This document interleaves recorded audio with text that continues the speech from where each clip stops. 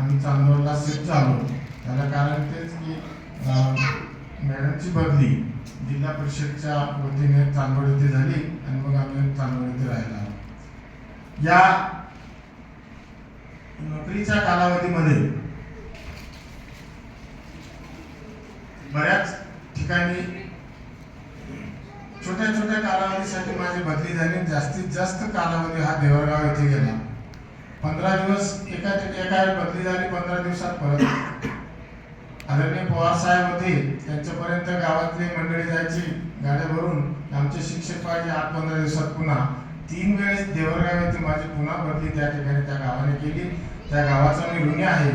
27 वर्ष म्हणजे माझ्या आयुष्याचं निम्मी आयुष्य मी त्या देवरगाव या गावामध्ये आहे. आज जरी गेलो तरी गावामध्ये अतिशय मानाने सन्मानाने मला त्या ठिकाणी गेल्या सर्व विद्यार्थी जे आहेत, सरपंच, चेअरमन, डॉक्टर, इंजिनियर, त्या गावातले सर्व माझेच विद्यार्थी आहेत. गेल्यानंतर त्या गावामध्ये इतका सन्मान मिळतो आणि त्या सन्मानाचं म्हणजे त्या विद्यार्थ्यांनी आपल्याला शिकवलेलं जे म्हणजे मार्गदर्शन केलं होतं त्याचं परतफेड म्हणून त्या ठिकाणी विद्यार्थी मधून बऱ्याच वेळा घरी येतात, फोन करतात आणि तोच आनंद. आपली शिक्षकांची संपत्ती तीच आहे की जे आपण विद्यार्थ्यांना शिकवतो आणि ते विद्यार्थी आपल्याला